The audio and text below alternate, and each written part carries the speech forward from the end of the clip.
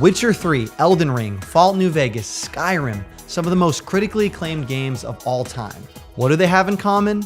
Open worlds. Ever since GTA 3 burst onto the scene in 2001, some of the most distinguished video games of the past 25 years have all had open worlds integrated into their design. Two of the most crucial elements that take a hollow and empty open world and turn it into a rich, amazing one are curiosity through exploration and a compelling story. Red Dead Redemption 2. One of the highest praised open worlds and video games of all time. When you hear folks gush about the slickness of this title, what are the two most commonly cited items? That's right, a gargantuan powerful story and a sense of euphoric immersion through exploration and discovery. Each of the aforementioned games thrive in at least one of these two categories, and it's one of the largest reasons why they're considered so great. But naturally, that leaves us with the question, what hooks a player the most in an open world game? Curiosity or narrative? I want to explore this idea with you all today through the lens of two of the best open world games I've played and replayed recently, The Legend of Zelda: Tears of the Kingdom and Kingdom Come: Deliverance II. Each of these respective games could not be more different, with both of them being at the near pinnacle of the genre in terms of curiosity or narrative. Yet upon conclusion, one of them left me satisfied and ready to move on to the next game, while the other one broke my heart completely as I watched the credits roll. But before I start diving into major elements of each respective game, let's set some ground rules. 1. I want to preface that this entire analysis will be conducted through the framework that the player's end goal is rolling credits on each game. 2. These both are such phenomenal games, and if you haven't played them yet, the absolute last thing I'd want to do is spoil key moments. So I will try to be as vague as possible when discussing the main story or gameplay bits in this video, but I will be spoiling just a little bit of the side stuff. So with that out of the way, if you'll join me, my friend, I'd like to take us all through a journey on what truly keeps you hooked when playing an open world game. The sequel to Breath of the Wild, The Legend of Zelda: Tears of the Kingdom, was one of my most anticipated games of all time. I followed it all the way from announcement to release, but I'm also a little bit ashamed to say it's one of the first games I ever pre-ordered. The other game was a present and just so happens to be the other game mentioned in this video, but please don't pre-order because it's really bad for the industry. Okay, thanks, bye. I was just about to graduate college, but before I could start on any of my final projects, I had to get absolutely lost high in the sky with my best pal Link. The opening area of Tears of the Kingdom might be the most fun I've ever had with a tutorial in any video game. Slowly unlocking each aspect of Link's toolkit, then hopping out of a shrine to an all-you-can-eat theme park specifically tailored to said toolkit is just flawless game design. Building the world's longest tree bridge, defying gravity with rewind tech, or trying to take to the skies without unlocking the paraglider are some of my favorite memories in this game, period. Flash forward to the end of the tutorial and you are cast free in the overworld, with 4 high quality and unique tools to aid you in your journey. As you glide down those sky islands, everywhere that your pupil moves to, everywhere that you glance, something catches your eye. You can go anywhere, you can do anything, and the best part, your curiosity and your exploration will be worth it. There's something of note, something to find, or something to solve in every which direction. For me, the sense of complete and most importantly worthwhile freedom paired with boundless methods of gameplay, with the only limitation being your own creativity, it cannot be matched in any video game ever, including Breath of the Wild. Go anywhere, do anything. Solve a puzzle with your own approach out of the 10,000 different possible solutions. You can easily find yourself 10 to 20 hours into the game without having done a single lick of main story content. At this point, maybe you have even forgotten what the main plot was. This is almost by design. A lack of an extreme narrative focus and player-centric urgency to progress through the main story, it acts as an aid in promoting exploration and side content. If there was less of a focus on storytelling with cliffhangers, character-driven conflicts, a sense of momentum, or other narrative devices, it would be way less easy to throw caution to the wind and go and explore in any which way you like. The lack of narrative concreteness leads to less involvement in the player progressing through the story, which adds more of a focus on complete player freedom. Quality freedom and complete autonomy for the player creates, for me at least, the most addictive element in all of gaming. Curiosity that is always answered. What do I mean by this? Let me give you an example. One of the shrines in this game tasks you with building a makeshift minecart and riding it on a roller coaster-like rail. I, for the life of me, had no idea of the proper way to solve this, and years later, I still don't. But at this moment, I realized, if you had a stone slab on your shield, you could ratchet and clank grind on the rails. So paired with that knowledge and a heaping dose of curiosity, I built a monstrosity of a minecart and I did this.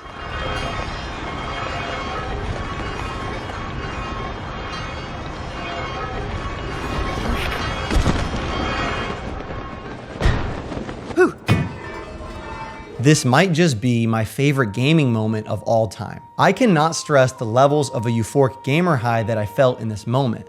This is what Tears of the Kingdom does best. Those absolutely high highs that wash over you when you ask a question, sometimes a dumb question, you try it and it works. Anyone who plays through this game will have a handful of their own instances that were very similar. But there is one key issue with gameplay moments like this. They are finite. At some point in a playthrough, you will have discovered a large majority of the hidden secrets and gameplay mechanics, and those brilliant aha gamer moments that give you the highest of highs will start occurring less and less. This is normal and isn't inherently a bad thing, as intuitively you're getting a better grasp of the game. But as that element of gameplay becomes more and more rare, something needs to take its place in order to get you to that credit roll. In many games, this is where the narrative begins to pick up the slack. But in Tears of the Kingdom, with a lack of a compelling story momentum that at one time was a positive thing for encouraging sidetracking, it begins to morph into a weakness. As those explosive aha moments start appearing less and less, and the gameplay starts to feel more samey or stale, the plot isn't giving you that purpose to keep pushing. You might want to finish the story to finish the game for sure, but there probably isn't an emotional connection, a sense of urgency, or a real reason for you to do so other than rolling the credits. The narrative isn't recapturing your attention, enjoyment, or propelling you forward. Let's think of this as a graph. As you play, enjoyment begins to rise, with these huge spikes upward representing those explosive aha moments that we discussed earlier. With more time progressing and the staleness beginning to set in, those explosive aha moments begin to show up less and less. And without the writing really grabbing you and pressing you forward, there is nothing really bringing our line back up, and our interest and our enjoyment begins to steadily fall. Before I move on to KCD2, I just want to say that I absolutely love the hell out of this game, and it's easily one of my favorite games ever made. But as I reached the end, I wasn't longing for more, but rather I was excited to finally be done. As all my questions were answered and there was no more room to continue to be curious, and with no compelling storytelling hooking me into the end, I was more than ready to move on. Tears of the Kingdom kept me curious, but that curiosity eventually faded. But with KCD2, its narrative kept me invested. Since 2012, I have spent countless hours searching for a game that would scratch a similar itch as Skyrim, my favorite game from my childhood. The closest thing I ever got to precisely that same feeling was a little game called Kingdom Come Deliverance 1. The first one. What a fantastic game. One of my favorite games of all time for sure, but still a few yards shy of the legendary Skyrim. But what's this? It's February 2025 already, and the sequel KCD2 drops with one of the best PC launch optimizations I've ever seen? Boom. Hey you're finally awake. It's April 2025 already. For the last 2 months, I got completely lost yet again in medieval Bohemia. And I finally found that ever-elusive game that scratches that similar itch to Skyrim. And then some. If Absolute Cinema was a video game, it would be KCD2. 2 vast, expansive, content-rich overworlds, intricate combat, multiple different gameplay systems, an insane OST, and most importantly, some of the best story and character writing in any video game ever. I'll say it again, the writing in this game is some of the best. So many memorable quests, so many funny individual moments, so much believability within its world, it's almost hard to not be glued to your screen every single quest from start to finish. You know how I was talking about Skyrim before? You know the whole took an arrow to the knee meme from that game? Well, in Kingdom Come Deliverance 2, there's a whole side quest paying homage to that where someone has an arrow magically jammed into their head, and the ending had me laughing my ass off. Almost no stone is left unturned when it comes to narrative in KCD2. Nothing is too small to be well written and engaging. Exploration-wise, this game is no small fry either. KCD2 has many hidden stories and details to find, but to be frank, it's absolutely eclipsed by Tears of the Kingdom. There are a few hundred things to find in KCD2, but in Tears of the Kingdom, it's easily in the thousands. Link has hundreds of ways of solving any given issue, but with Henry, the answer is most likely bonking them on the head. KCD2's problem solving and discovery is many notches down from its counterpart. So if KCD2 has less exploration density, less secrets to discover, and less gameplay systems, what puts it on the same level as Tears of the Kingdom? You guessed it, the narrative. What KCD2 lacks in extra secrets and density, it makes up for tenfold with its narrative momentum. Every single main mission and most side quests have such gripping and compelling stories that you follow. Through cutscenes, references, or humor, it's so easy to find yourself completely engrossed and catapulted forward by the momentum of the story. It's only able to do so by having its narrative elements such a notch above the rest. An endearing, adorable protagonist in Henry of Skalitz, a wide cast of lovable, believable human characters, and a main quest that keeps you on your toes from start to finish. When you engage with a piece of media that gets you to laugh, gasp, cry, or be on the edge of your seat, it's almost human nature to desperately want to see what happens next. KCD2's high-quality writing becomes its greatest strength late game. Much like Tears of the Kingdom, the longer that you play and the further that you get into the game, the more those open-world discoveries start appearing less and less, and the more that the gameplay loop begins to feel more stale.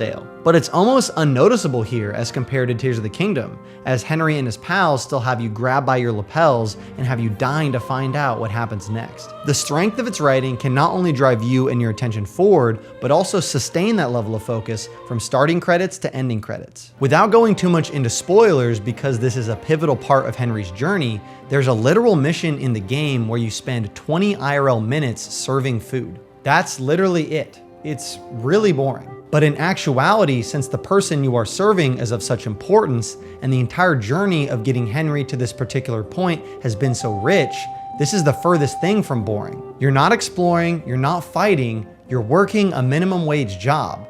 Yet it's easily my favorite mission in the entire game. That is the power of a high quality narrative. It can get you to look past minute-to-minute gameplay being a little slow, with the promise of a big payoff at the end of the story. Let's throw the Tears of the Kingdom graph of enjoyment on screen again. If we created one for KCD2, it would have a similar start, with those small spikes being epic moments or climactic battles. But just as before, with more and more time progressing, the staleness begins to set in. However, here we see the line does not steadily fall and more so acts as a wave, as the constant high-quality storytelling is incessant. Enjoyment starts to dip, run off and do a main mission, and boom, watch that line creep back up. As I rolled credits on KCD2, I was heartbroken. Not because there were no more heads left to bonk or areas left to explore, but because our time with Henry, his ragtag group of friends, and our journey through 1403 Bohemia had come to a close. I longed for more of such a great story. The peaks of this game were probably not as high as the lightning in the bottle moments of Tears of the Kingdom, but that outstanding plot that kept me invested nearly every second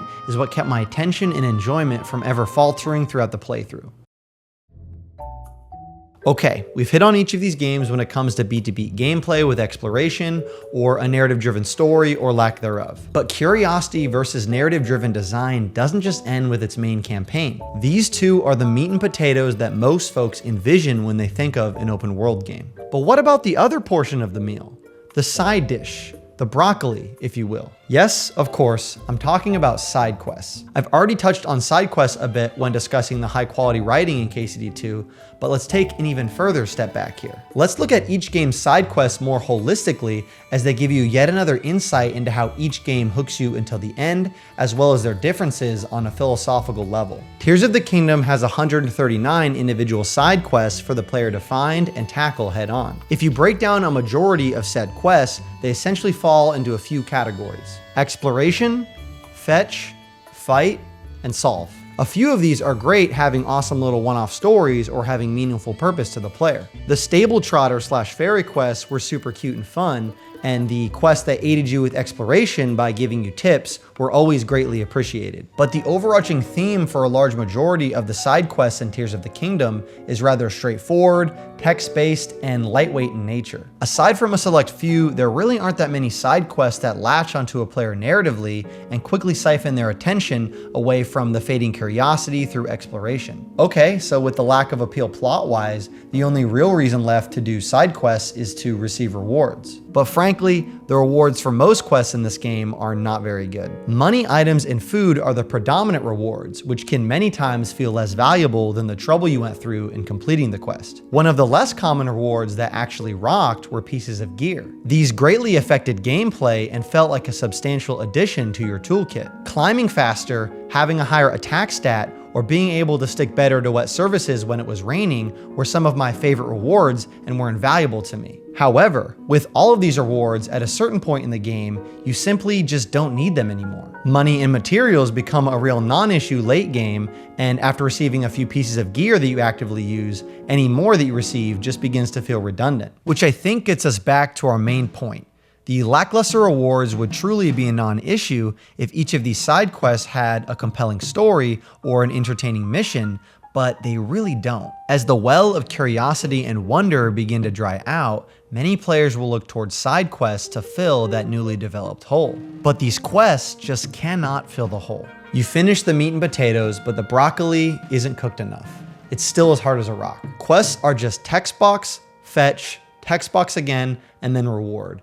Not really riveting stuff there. And without good stories or worthwhile rewards, why bother tackling side quests at all? As for me and many other Tears of the Kingdom players, this was the case, as the motivation to pursue those quests simply wasn't there. Let's flip that coin to the other side and focus back on KCD 2, which has 94 side quests. I'm gonna narrow it down to about 40 though, as many of these are considered tasks, which are easy to distinguish as a step down from normal side quests. There's a wider variety of side quests here than in Tears of the Kingdom. Many quests still fall into fetch or fight, but there are investigations, slice of life medieval immersion, or problem-solving quests, just to name a few. The major difference between both games, as I'm sure many of you are predicting, is that the stories here are so compelling, hilarious, and high quality. There is one mission where you hang someone's underwear up like a flag on the top story of a building, but you are trespassing and you have pursuers coming after you. So naturally, you get all scared like a middle schooler and jump out of the third story building to escape, slamming on the ground in your 75-pound armor, maybe breaking your legs in the process, and then booking it out of there. Moments like this are more entertaining and engrossing for me than any side mission in Tears of the Kingdom. If minute-to-minute gameplay starts to get a little stale or your attention starts to wane, just do a quick few engaging side quests like this and boom, you're back in it. What if you are grinding for rewards though? Reward-wise, KCD 2 struggles with the same issues as Tears of the Kingdom, but to a lesser of an extent. Money and gear are also the main rewards here, which are inherently very useful. I mean, if you're not improving your gear, you're getting more funds to purchase better gear later. Also, like Tears of the Kingdom, by the mid to late game, side request rewards begin to feel next to useless. But again, this hardly matters as the absorbing nature of each of these side quests is so great, the motivation and desire to experience each of these stories outweighs the lackluster rewards. Am I saying that these quests are perfect? No, absolutely not. Many of them can be tedious and boring, but usually there's enough intrigue and humor in them to make them feel worthwhile. The memorable moments, the character building for Henry, the thematic payoff, you play KCD 2 side missions for these reasons. You might be getting full of meat and potatoes, or you're craving something new for your taste buds, and that perfectly buttered and cooked broccoli will deliver almost every time. The motivation to see what the next adventure Henry will find himself in side quests is what keeps you glued to your screen during the lulls in the gameplay or main story. Okay, so we've reached the climax of our video essay today. Tears of the Kingdom thrives on its discovery and curiosity, where Kingdom Come Deliverance 2 thrives on its narrative momentum. Each game respectively utilizes both to push the strengths of its game design. But as you explore to your heart's content, you complete as many side quests as desired, and you make your way through the main story to roll credits, we can finally answer the question we posed so long ago. What keeps players hooked in open world games the most?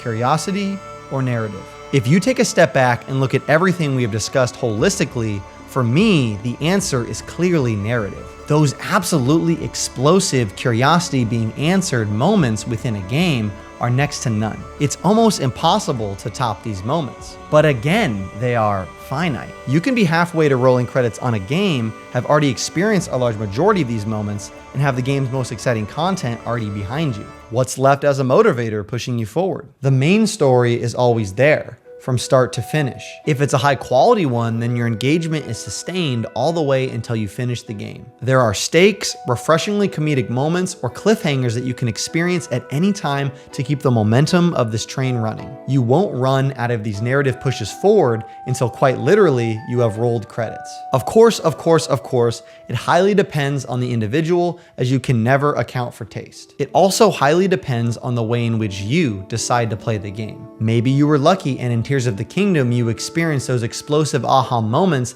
at a perfectly spaced out interval, and they hooked you way harder than KCD2's story ever could have. But if we're talking consistency, I still think that narrative will hook me better than curiosity 9 times out of 10. If I'm to take off my analytical hat and go into full opinion mode, storytelling just matters more to me. I can vividly remember so many more moments from KCD2 than I can from Tears of the Kingdom. I had higher highs in Tears of the Kingdom, but the overall quantity and quality of sequences from KCD2 will stick with me for longer. I'll say it again. When I beat Tears of the Kingdom, I didn't really mourn the game being over. I was ready to move on. More so thankful that I was free to play the next game. KCD2 though, broke my heart. I didn't want the plot to be over. I wanted to see every last interaction between every character, and I just wish the story would keep going. And that's the thing. It's not that I didn't want the game or gameplay to be over, it's that I didn't want the story to be over. The story is what kept me invested all the way through to the very end. In reality, I think that Tears of the Kingdom is the better of the 2 games. Overall, it's more polished in its gameplay, its discovery is peak in gaming, and the well of player expression is some of the funniest things to screw around with in any game. But which one did I enjoy my time with the most? KCD2, by a wide margin, solely for how rich its writing can be. And that's why I think storytelling is king in open worlds. Again, Tears of the Kingdom kept me curious, but KCD2 kept me invested. What do you think? What is more important for you in an open world, or a video game in general? Which game of these 2 did you love more? Let me know your thoughts down below. I truly would love to keep this conversation going, as I really think this topic can go 1,000 times deeper than everything we touched on here today. Let me know if you all like this style of video. It's certainly new for me. I've never quite made a video this long before. Please like and subscribe, put the bell on, notifications, do all that stuff. Hope to see you next month. I'm gonna go get a haircut right now because this has been in my eyes for like 3/4 of the video. So see you guys next month. Love you.